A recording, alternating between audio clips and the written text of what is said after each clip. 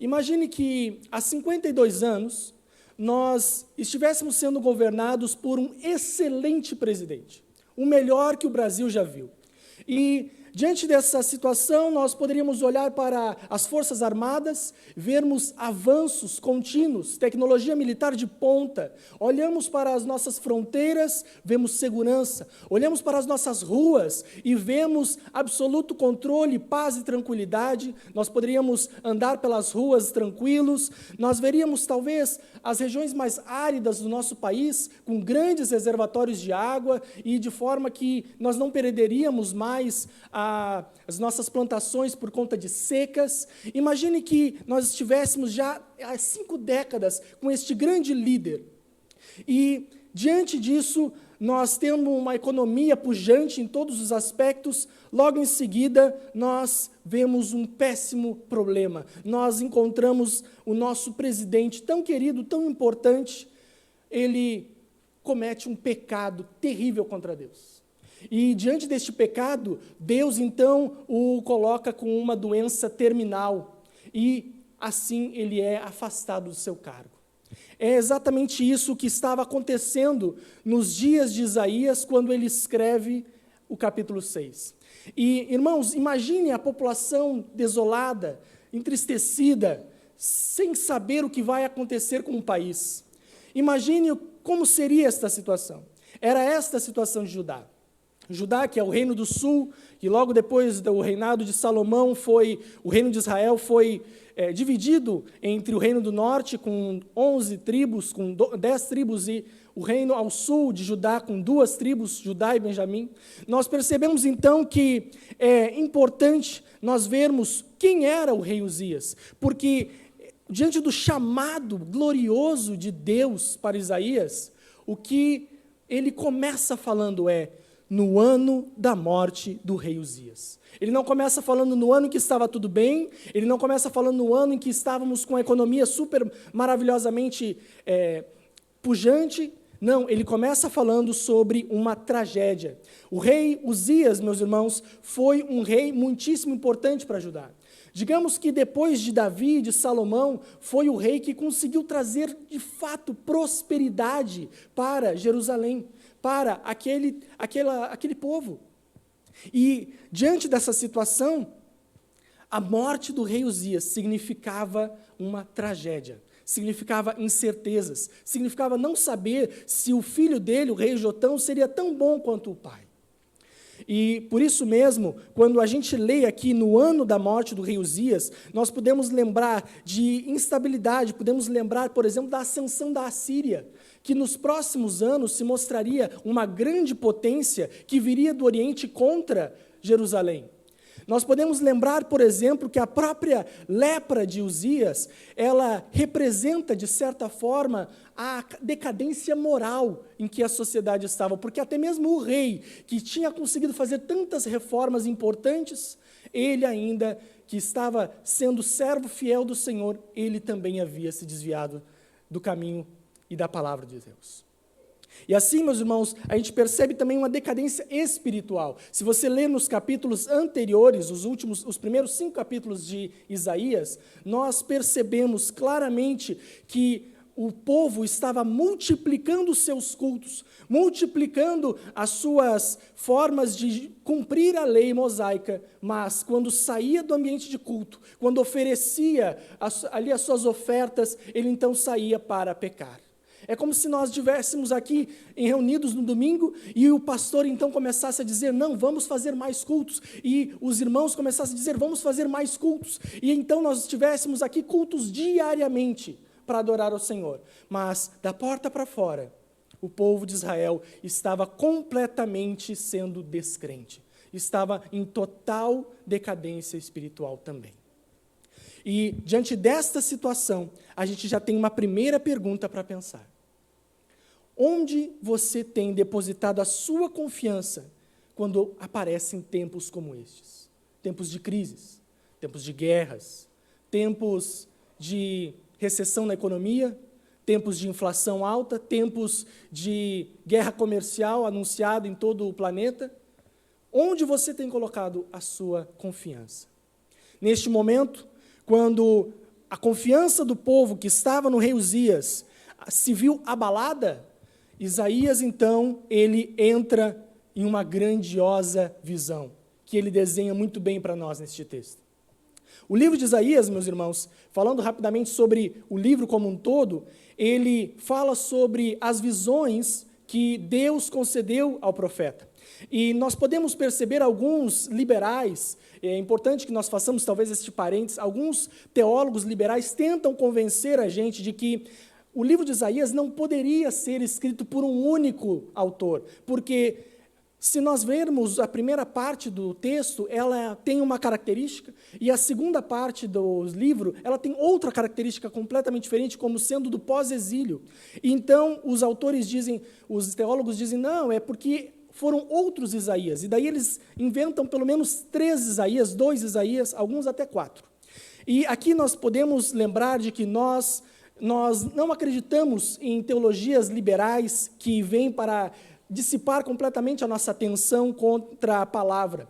Nós acreditamos puramente na palavra de Deus. E se nós lermos em João, capítulo 12, nos versos 37 a 41, o próprio João, explicando sobre as ações de Cristo, ele cita 2 textos de Isaías. Um do suposto Isaías, Deutero Isaías, que os teólogos chamam, e outro texto nos mesmos versículos, de outra parte, de outro suposto Isaías. E João atribui a um único autor.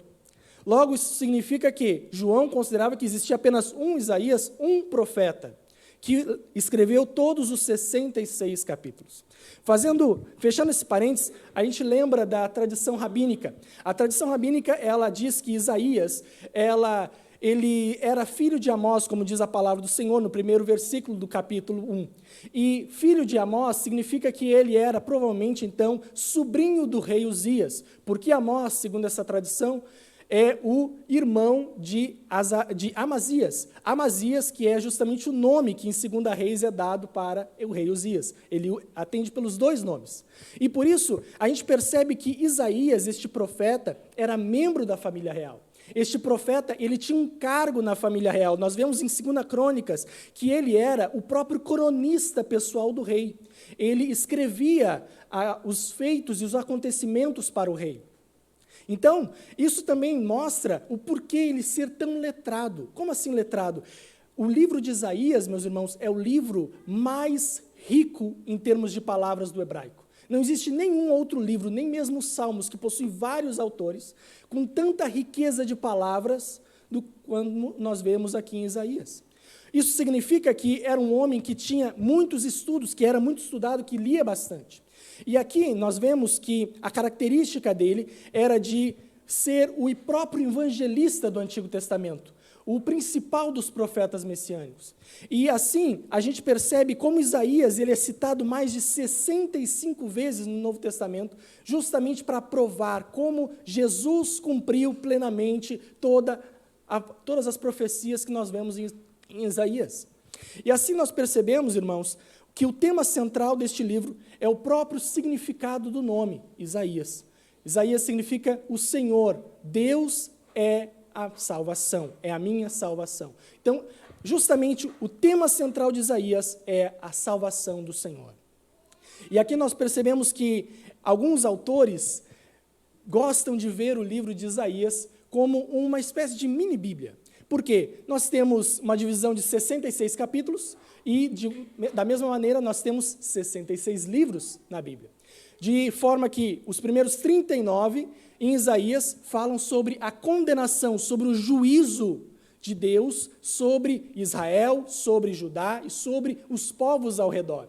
Da mesma maneira, o Antigo Testamento mostra, através do juízo do Senhor, como nós podemos ser impactados quando olhamos para a palavra e não conseguimos atender os padrões elevados de Deus.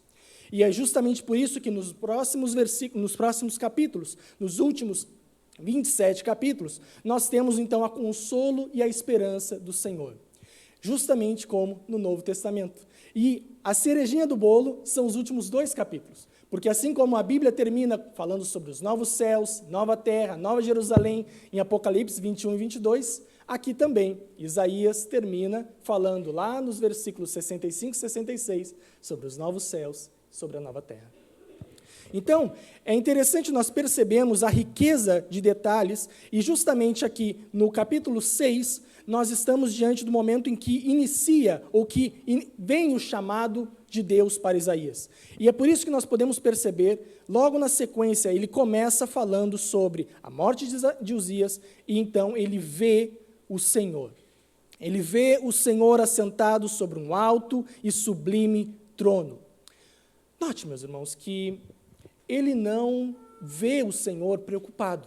Ele não vê o Senhor na sala do trono celestial, andando de um lado para outro, preocupado. O que eu vou fazer agora que Uzias morreu? O que eu vou fazer agora que elegeram um presidente ruim? O que eu vou fazer agora que se levantou uma guerra? Não, ele não está preocupado. Pelo contrário, ele está tranquilo, olhando para os seus serafins, adorando a ele. Ele está sentado no seu trono de glória, exatamente como ele estava antes de Uzias morrer. Isso significa, irmãos, que quando aqui na terra há desespero, há desesperança, quando aqui na terra as âncoras que nós podemos aproveitar, usar, elas são deixadas ao mar, Deus ainda está sustentando a história da sua igreja. Deus ainda está sustentando as nossas vidas. E é justamente por isso que Ele, no alto e sublime trono, já nos mostra o primeiro ponto importantíssimo para nós nesta noite. Nós estamos falando sobre o chamado do Senhor à sua igreja. E nós vemos então nos primeiros 4 versículos que o Senhor chama soberanamente e com poder.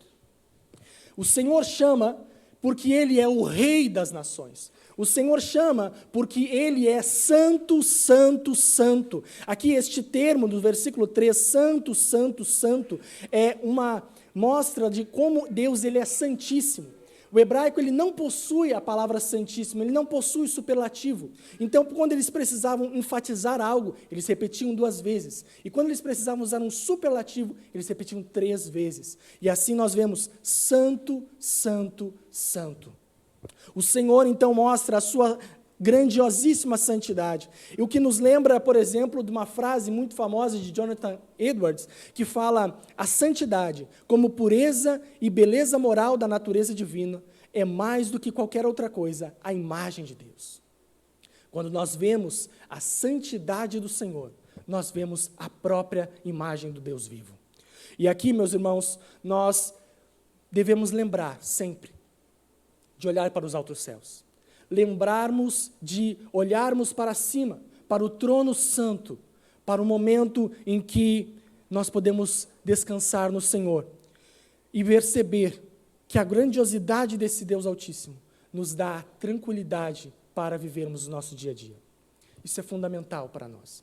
Algumas aplicações neste primeiro ponto é: você reconhece a soberania de Deus em todas as situações da sua vida? É uma pergunta para nós. É uma pergunta para nós termos em nossos corações, como nós podemos reconhecer e adorar a santidade e a glória de Deus no nosso dia a dia. Eu não estou falando aqui na igreja. Nós não estamos pensando como adorar a santidade de Deus aqui. Nós podemos cantar belos louvores, mas e no seu dia a dia?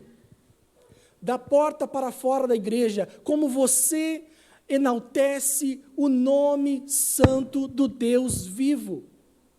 Esta é a pergunta. Quais são os momentos em que o Senhor, Ele pode demonstrar a sua autoridade para ti? Isso é fundamental. E aqui, meus irmãos, nós podemos então seguir percebendo que quando os serafins se mostram, quando o trono do Senhor se descortina diante de Isaías, nesta bela imagem que aparece para ele, então ele tem uma reação imediata. No versículo 5, nós vemos ele dizendo: ai de mim, estou perdido. Algumas traduções, estou morto. Veja, meus irmãos, que no capítulo anterior, no capítulo 5, nós vamos encontrar pelo menos 5 vezes esta palavra, ai. Ai dos homens que multiplicam as suas posses e não deixam casas para os demais.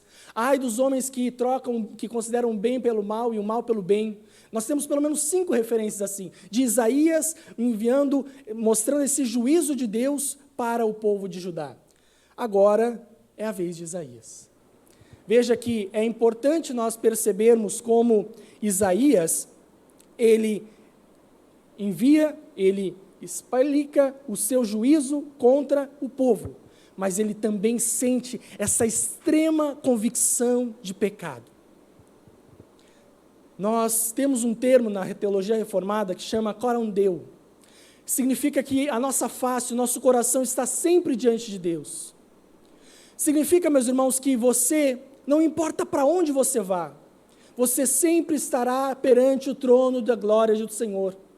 E quando você está diante de Deus, se a sua reação é um pouquinho diferente desta de Isaías, nós podemos ter a tranquilidade para afirmar que algo está errado. O normal de um cristão convertido, que está perante o trono de Deus, é quando ele olha a glória do Senhor, quando ele olha a sublime palavra de Deus, ele percebe a santidade do Altíssimo e ele pensa, como eu sou pecador. Como eu sou um terrível pecador. É justamente esta reação que Isaías tem aqui. Então ele faz a sua confissão de pecados. Ele reconhece que é pecador, ele se arrepende do seu pecado, mas ele confessa este pecado. O que nos lembra que Deus, ele chama aqueles que se arrependem. O próprio Isaías, ele vai escrever no capítulo 59, logo no versículo 2, dizendo que o pecado faz separação entre Deus e os homens. Se o pecado ele faz separação entre Deus e os homens, é apenas a partir do arrependimento, da confissão de pecado e da purificação destes pecados que nós podemos nos aproximar de Deus. Nós estamos falando sobre o chamado do Senhor. O chamado do Senhor só é possível àqueles que reconhecem e se arrependem de seus pecados. Se nós não nos arrependermos, não reconhecermos as nossas falhas, não é possível que o Senhor chame a sua igreja para o trabalho.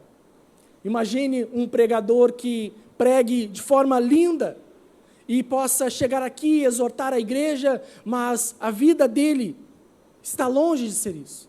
E muitas vezes nós que pregamos, né, presbítero Anderson, nós temos este confrontamento. A última coisa que o pastor falou para mim no ano passado, quando nós estávamos reunidos, foi justamente isso. Tiago, foi muito bacana a pregação, mas eu vou perguntar para a Cálita se tudo que você pregou, você aplica na sua vida. Aí eu quero ver se realmente é um bom pregador. Esta é a pior parte. É o momento em que nós estamos diante do Senhor e somos requeridos confessar os nossos pecados. E Isaías não falou, algo que eu já vi muitos na minha vida falando assim, Senhor, perdoa todos os meus pecados. Perdoa todos os pecados que eu tenho feito, aí perdoa todos eles. Não, Isaías, ele foi específico. Ele falou dos lábios. Ele falou, sou homem de lábios impuros. Qual era o problema de Isaías? Eram os lábios. E você pensa assim, poxa, mas então ele falava muito palavrão.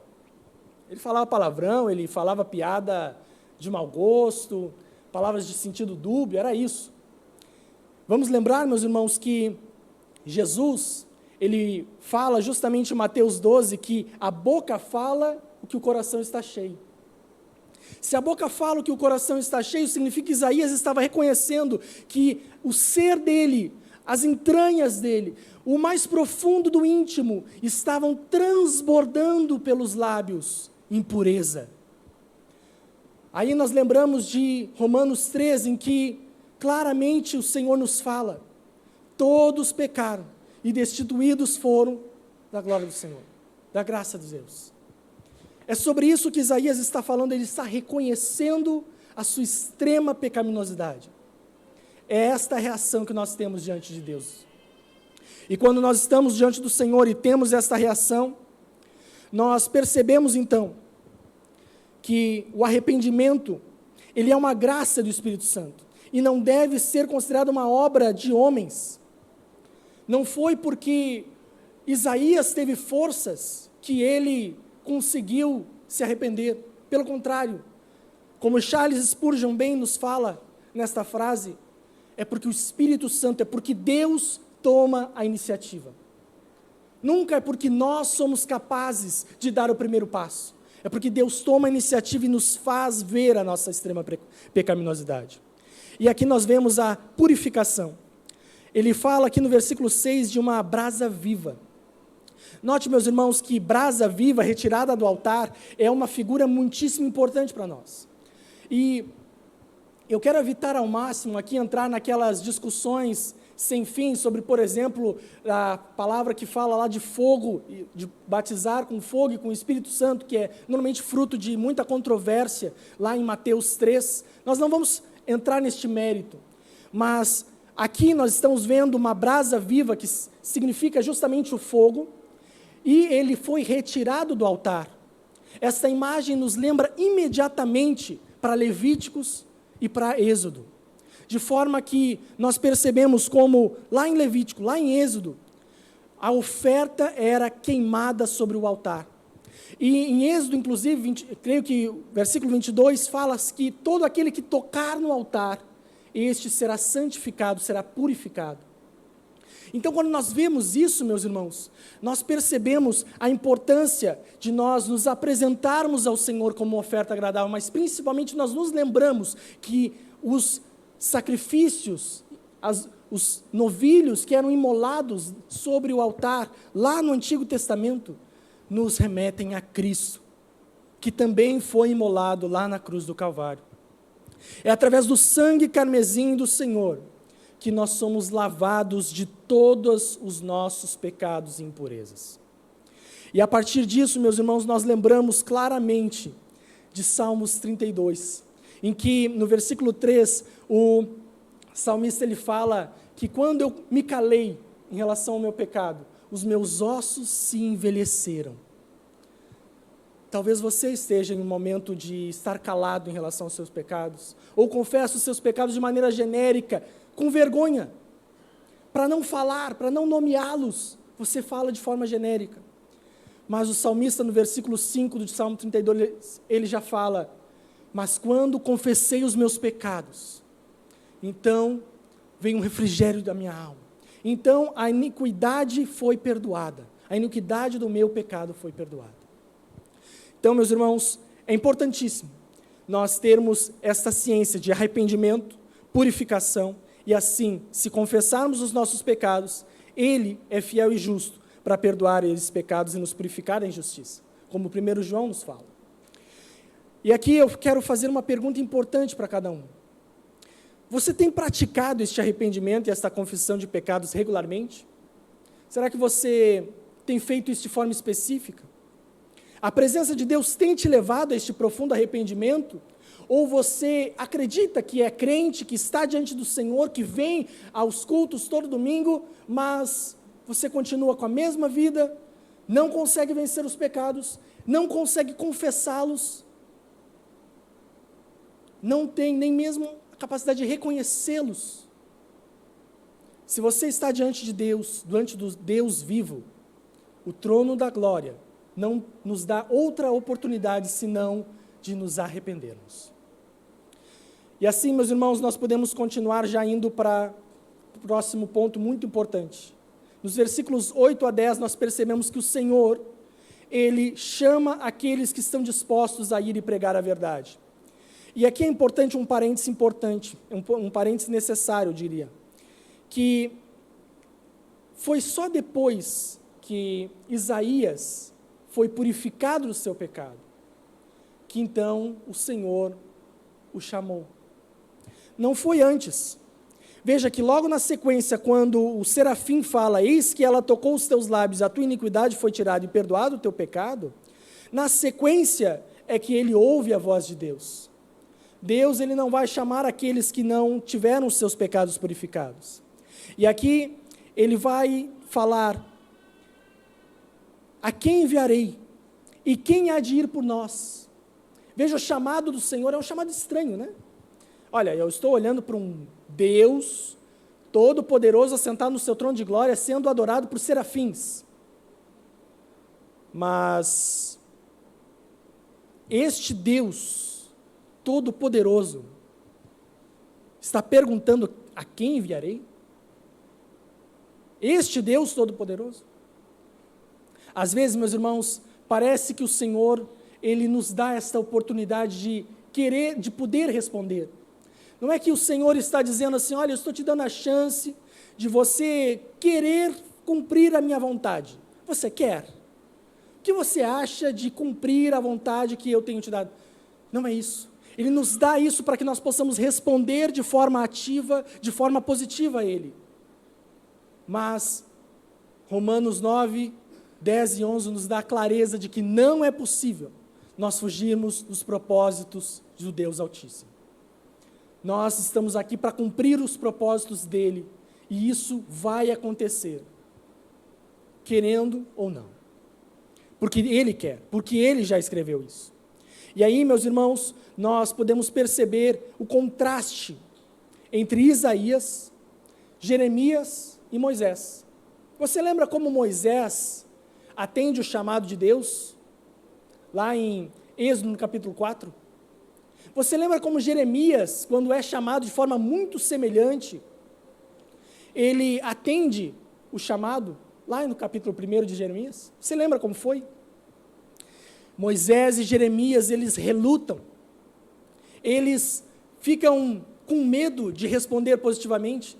Moisés chega a dizer assim: não, é que eu tenho uma língua meio pesada, meio presa, veja bem, eu não sei falar direito. Jeremias fala: não, eu sou muito jovem, eu sou novinho para fazer isso. Eu acabei de me converter, eu acabei de chegar na igreja presbiteriana, eu acabei de de ser sabatinado pelo conselho, eu acabei de fazer minha profissão de fé, eu sou novinho, eu não posso fazer isso que o Senhor está falando. Essa foi a atitude de Jeremias, essa foi a atitude de Moisés. Não, eu não tenho a oratória que o presbítero tem, eu não tenho a oratória que o pastor Diego tem, eu não consigo falar com tanta propriedade sobre a palavra. É por isso que eu preciso aprender, eu preciso só ficar aqui sentadinho no banco. Essa foi a reação de Jeremias e de Moisés imediatamente. Mas Isaías, prontamente, ele fala: eis-me aqui, envia-me a mim. O homem que está diante do trono santo de Deus, o homem que então contempla o chamado soberano do Senhor, o homem que se arrepende e é purificado de seus pecados, o homem que reconhece ser um pecador miserável, agora ele se apresenta como alguém disposto, prontamente querendo pregar a verdade. Note que ele não pergunta: não, tudo bem, pode até ser que eu diga assim, mas o que era para fazer mesmo? É para fazer alguma coisa que eu gosto? Eu sei cantar. É para cantar ou é para fazer outra coisa? Eu sei, eu posso ajudar ali no vídeo. É para isso ou é para alguma outra coisa? Senão eu não vou querer. Não, Isaías não faz isso. Isaías, ele imediatamente fala: eis-me aqui, envia-me a mim. Ele não pergunta o que é para fazer, ele simplesmente se dispõe e espera o comando do Senhor. E logo na sequência, o Senhor dá um comando terrível. Não é um comando fácil. Ele dá um comando dizendo que Isaías irá pregar e ninguém vai se converter. De que Isaías vai ir às nações, ir ajudar, ir aos povos e ninguém vai aceitar a palavra dele. Esta é uma missão difícil, uma missão de condenação. Não é a missão que nós temos hoje. É uma missão que nós vemos logo mais no versículo 13. Quando nós vemos todo o livro de Isaías, é permeado por juízo, por julgamento, mas também é permeado por esperança, por chamado ao arrependimento, por restauração. E é diante destas promessas de restauração que nós vemos a importância disso. Este trecho que nós vemos na sequência aqui dos versículos 9 até o 10, é um trecho que é usado pelo menos 6 vezes no Novo Testamento. Nos 4 evangelhos é citado, em Atos dos Apóstolos e em Romanos, é citado de novo. E é justamente este trecho que fala sobre ouvi e não entendais, sobre o endurecimento dos corações. Eu não consigo não lembrar de Romanos 1, em que Deus está basicamente empurrando os descrentes para a condenação, ao dizer, eles vão ter o coração ainda mais endurecido. Mas de forma diferente, meus irmãos, nós somos chamados a algo muito sublime. Nós somos chamados a, em primeiro lugar, renúncia. O reverendo Ashbel Green Simonton, fundador da IPB no Brasil, ele fala, a obra missionária é a mais sublime de todas as vocações, pois leva a mensagem de salvação a todos os cantos da terra. Nós renunciamos à nossa vida. Isaías, ele renuncia talvez à sua vida palaciana. A tradição vai nos contar que Isaías, ele foi cerrado ao meio, provavelmente. Mas como a gente sabe disso? Uma das referências é que lá em Hebreus 11, na grande galeria da fé, dos heróis da fé, dos sofrimentos que aparece lá no versículo, se eu não estou enganado, no versículo 11, aparece justamente que foram cerrados ao meio. Manassés, nos seus primeiros anos, ele se ira com Isaías, faz com que ele seja amarrado a um tronco de árvore e seja cerrado ao meio. O chamado de Deus implica renúncia. Implica nós renunciarmos muitas vezes os nossos confortos, nós renunciarmos o nosso tempo de descanso, nós renunciarmos as nossas futilidades e frugalidades da vida, nós renunciarmos a nossa Netflix. O chamado do Senhor, ele implica em renúncia. Ele também implica em rejeição, porque da mesma forma que nos versículos 9 e 10 o Senhor anuncia que aqueles que ouvirão a palavra não aceitarão, nós podemos ter certeza de que nem todos aqueles para quem nós formos pregar o Evangelho em Gravataí, nem todos se voltarão para Deus, nem todos se prostrarão perante o trono bendito de Deus, mas o Senhor nos dá a tranquilidade, a certeza de que mesmo em face de rejeição e dificuldades, nós devemos nos dispor, porque Ele promete a restauração. Ele promete que a palavra dEle jamais voltará vazia, mas cumprirá os seus propósitos. E porque Ele promete isso, nós podemos nos perguntar, nós estamos dispostos a pregar e a servir a Deus, mesmo enfrentando rejeição e dificuldades? Nós estamos dispostos a responder o chamado de Deus com um coração alegre, com um coração trabalhador, um coração desejoso por ver almas salvas em Gravataí? Nós estamos interessados a nos engajarmos de maneira ativa, de maneira pronta, como fez Isaías, em missões, tanto localmente quanto globalmente? Mas eu não posso ir lá na Mongólia. Mas a gente pode, de alguma forma, ajudar de outras maneiras. Mas localmente eu não sou um pastor, eu nunca fui no seminário. Eu nunca consegui me deitar sobre os livros de teologia. Mas o Senhor, Ele não chama a alguns, e Ele não chama apenas aqueles que são preparadíssimos, mas Ele chama as coisas loucas deste mundo para confundir aquelas que se consideram sãs. É justamente aqueles que não são preparados que o Senhor chama, porque aí a glória será totalmente, integralmente para Ele. Se você perguntar para os pastores que foram para o seminário, e perguntar assim, olha, o seminário te preparou para ser pastor? Eu já tive a oportunidade de fazer essas perguntas. Eles vão dizer assim, é apenas Deus, o seu Santo Espírito, que pode me capacitar plenamente. O seminário é importantíssimo para nos preparar, mas Deus é quem nos consegue dar realmente o preparo. E é por isso, meus irmãos, que nós podemos já ir para o próximo ponto, o último tópico. Nós estamos falando sobre o chamado do Senhor à sua igreja, a igreja de Gravataí. E da mesma maneira nós vimos já que no início, nos primeiros 4 versículos, Deus ele não chama de qualquer maneira, ele chama com soberana vontade e vocação, com poder e grande glória. Em segundo lugar, ele chama aqueles que se arrependem dos seus pecados. Em terceiro lugar, ele chama aqueles que se dispõem no seu coração a realmente cumprir a vontade de Deus. E em quarto lugar, ele chama com um propósito bem definido, de trazer esperança aos povos. Meus irmãos, nós percebemos aqui dos versículos 11 em diante, que Isaías ele fica decepcionado. Ele pergunta, até quando, Senhor? Olha que pregação horrível que eu vou ter que fazer. Até quando eu vou ter que anunciar condenação? E Deus, ele não dá um passo atrás, ele não diz assim, poxa, eu acho que eu peguei pesado realmente, hein? Então eu vou dar uma segurada aqui. Não, ele fala, até que sejam desoladas as cidades e fiquem sem habitantes. Ele ainda é mais intenso, ele é mais pesado na condenação. O que significa, meus irmãos, que essas profecias de repreensão, elas têm uma finalidade específica.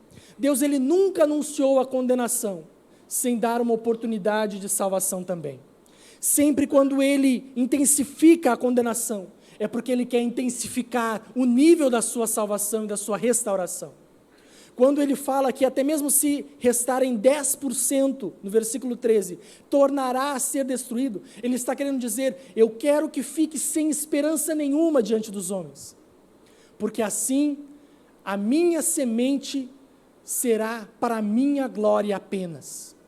Eu quero que seja realmente algo mínimo, porque aquela pouca semente vai se transformar em algo grandioso.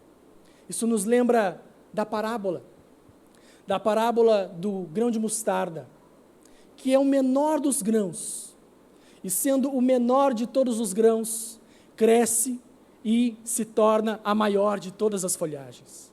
Jesus conta esta parábola, e ele fala sobre estas palavras, justamente porque ele deseja esconder as verdades sublimes dos céus, para aqueles que são de fato chamados pelo Senhor, para a salvação. Se você consegue ler a palavra, ter este desejo, ver Deus diante de ti, ver a sua glória te chamando para Ele, significa que o Senhor está deixando você ver isso. Significa que o Senhor não está te ocultando estas verdades. E se Ele não está te ocultando, se você está aqui hoje e Ele está deixando que o seu coração seja aberto pelo Espírito Santo, isso demonstra que o Senhor que te ama, que nos ama, Ele nos quer ser esta continuação da semente de Cristo. Cristo é a própria semente de salvação, que nos trouxe a oportunidade de sermos redimidos pelo sangue do Cordeiro. E aqui nós percebemos que o Senhor, sempre oferecendo esta esperança futura em Cristo, ela nos mostra como Isaías, no capítulo 11, no verso 1, ele nos fala sobre isso. Vamos ler de forma rápida, até para que a igreja possa movimentar aqui as folhas da Bíblia. Veja no versículo 1 do capítulo 11, falando assim, Isaías dizendo, do tronco de Jessé sairá um rebento, e das suas raízes um renovo. Esta palavra do versículo 11 é fundamental para o cumprimento do Novo Testamento. E é justamente desta semente, este toco de árvore, da raiz de Jessé, que gerou Cristo e que gerou, da linhagem de Davi, um Salvador e um Rei. E é por isso, meus irmãos, que nós podemos atentar para a esperança de glória futura. John Owen, um puritano muito importante para a nossa história como igreja, fala sobre aqueles a quem Cristo é a esperança da glória futura, Ele também é a vida da graça presente. Quando a nossa vida está no Senhor, quando a nossa vida está enfocando em Cristo como uma esperança futura, a nossa vida presente é cheia da graça de Deus. E aí nós podemos nos perguntar, olhar para o mundo e ver a desesperada necessidade de esperança que o mundo tem. Se você liga qualquer tipo de jornal, seja na televisão, seja nos canais do YouTube, seja nos noticiários online, você vai perceber essa latente desesperança. Mas, quando nós olhamos para Jesus, nós podemos entender que Ele pode trazer salvação, mesmo em meio ao caos e à desesperança. E é por conta desta salvação que nós podemos nos perguntar se nós entendemos como estas exortações intensas de Deus levam de fato nós a uma vida de salvação e restauração. Será que você entende isso? Será que você tem encontrado nestes tempos difíceis que nós vivemos esperança nas promessas de Deus? Será que você tem visto o impacto disso na sua vida? É fundamental para nós refletirmos sobre estas verdades, sobre como o Senhor chamou Isaías de forma soberana, mostrando convicção de pecado e, finalmente, chamando a ele com um coração disposto, pronto para servir, para enviar uma mensagem de esperança aos povos. E eu já gostaria de finalizar com algumas aplicações finais, caminhando para o final. Me dirigindo primeiro aos irmãos que sentem dificuldades em confiar no Senhor. Meu irmão, minha irmã, que você se lembre que Jesus disse em Mateus 28, 18, famosa grande comissão de Mateus, que todo o poder me foi dado no céu e na terra. Ele está assentado à destra de Deus Pai Todo-Poderoso, de onde há de vir julgar vivos e mortos. Nisso nós cremos no credo apostólico. Isso significa, meus irmãos, que Ele está soberanamente assentado no trono. E por isso mesmo, você pode sim confiar a sua vida nele. A você talvez que se sente pecador demais para cumprir o chamado de Deus na sua vida e exercer propriamente o sacerdócio de todos os santos que nós reformados tanto enfatizamos. Considere no seu coração, no seu íntimo, que Jesus ele respondeu aos escribas quando foi questionado sobre ele estar junto com publicanos. Ele respondeu o seguinte: os sãos não precisam de médico, mas sim os doentes. Não vim chamar os justos, e sim pecadores ao arrependimento. Se você se considera pecador demais para anunciar a palavra de Deus, para ser testemunha viva no seu trabalho, na sua casa, na sua família, no ano de 2025, para a cidade de Gravataí, para o estado do Rio Grande do Sul, que nós sabemos, nesta igreja nós sabemos, sempre repetimos isso, que o estado do Rio Grande do Sul é considerado o estado menos evangelizado do nosso país. Sabendo disso, você pode se tranquilizar de que, mesmo sendo muito pecador, Isaías também era muito pecador, mas ele foi purificado por Deus para cumprir a vontade dele e levar uma mensagem de esperança ao povo de Judá. Em terceiro lugar, meus irmãos, eu quero me dirigir aos irmãos que ainda ficam relutantes a este chamado, aos membros mais antigos talvez, aos membros que já fizeram a sua profissão de fé, aqueles que já podem dizer assim, não, eu sou presbiteriano e eu sou desta igreja e eu quero fazer com que esta igreja cresça para a glória e honra do Senhor Jesus. Ótimo, a você talvez fique pensando nisso, mas ainda relutante, que o Santo Espírito de Deus coloque em você um desejo ardente, profundo, íntimo, intenso, de cumprir a ordem dada por Cristo Jesus logo depois da sua ressurreição. Quando ele disse em Marcos 16, 15 a 16, ide por todo o mundo e pregai o evangelho a toda criatura. Quem crer e for batizado será salvo. Quem, porém, não crer, será condenado. Esta é a palavra que nós somos chamados a anunciar.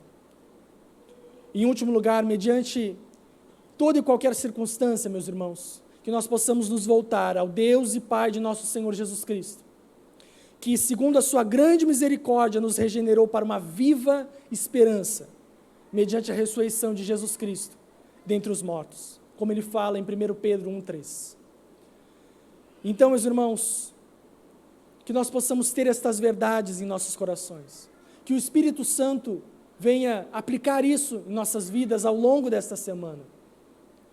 Nós, presbiterianos, e até mesmo eu diria reformados, temos este péssimo hábito, agora depois dessa onda de novos reformados, novos calvinistas, vindo de igrejas muitas vezes pentecostais, e eu faço parte dessa onda, nós temos este péssimo hábito de se sentir superior às demais denominações cristãs, se sentir superior aos demais irmãos, por conta da nossa pureza na palavra, pela exposição bíblica tão bem elaborada, pelo culto tão bem definido, pela liturgia bem feita, mas nós não raramente nos esquecemos das palavras do próprio fundador da IPB, daquele que veio plantar a IPB aqui, o reverendo Ashbel Simonton, que em 1859 veio do seu conforto dos Estados Unidos, renunciou a este conforto e veio aqui para plantar esta igreja. Ele disse: a verdadeira missão é aquela que transforma vidas e comunidades, trazendo luz onde há escuridão e esperança onde há desespero. E o que nós podemos dizer sobre John Knox, fundador do próprio presbiterianismo em si, lá na Escócia? Ele disse a célebre frase: ó Deus, dá-me a Escócia, se não morro. Será que nós, como igreja, temos nos posicionado como Isaías, prontamente, com este espírito de servos, atendendo o chamado do Senhor, com esta mesma prontidão que Isaías e que John Knox? Será que você, nas suas orações, tem orado: ó Deus, dá-me Gravataí, se não morro. Ó Deus, dá-me o Rio Grande do Sul, se não morro. Nós temos tido essa resposta como Isaías: eis-me aqui, envia-me a mim. Que nós possamos refletir nisso. Meu desejo sincero, irmãos, é que todos nós possamos refletir sobre este chamado que nós temos e nos comprometermos novamente a compartilhar a fé em toda e qualquer circunstância, nesta cidade, neste estado, como Isaías foi chamado a fazer. Que este ano de 2025 seja um ano em que a nossa igreja esteja com este compromisso firme, e assim nós possamos anunciar o evangelho para todas as pessoas, não somente o pastor, não somente o conselho, porque não são apenas eles que devem pregar, não são apenas eles que devem anunciar o evangelho em todas as circunstâncias. Eles não podem ir lá no seu trabalho evangelizar, eles não podem ir nas ruas sozinhos anunciar a palavra do Senhor para toda a população dessa cidade. Nós, enquanto igreja, devemos atender o chamado que nós vemos aqui em Isaías 6, para juntos vermos os bancos se enchendo cada vez mais. Diferentemente de Isaías, nós não fomos chamados para condenar Gravataí. Nós fomos chamados para levar uma mensagem de esperança, paz e salvação. E temos a tranquilidade de que aqueles que o Senhor predestinou, a estes também Ele chamará eficazmente. E a estes Ele cumprirá o seu propósito de salvação. Amém? Que nós possamos refletir sobre isso ao longo da semana e que o Santo Espírito nos sensibilize cada vez mais ao longo dessa semana.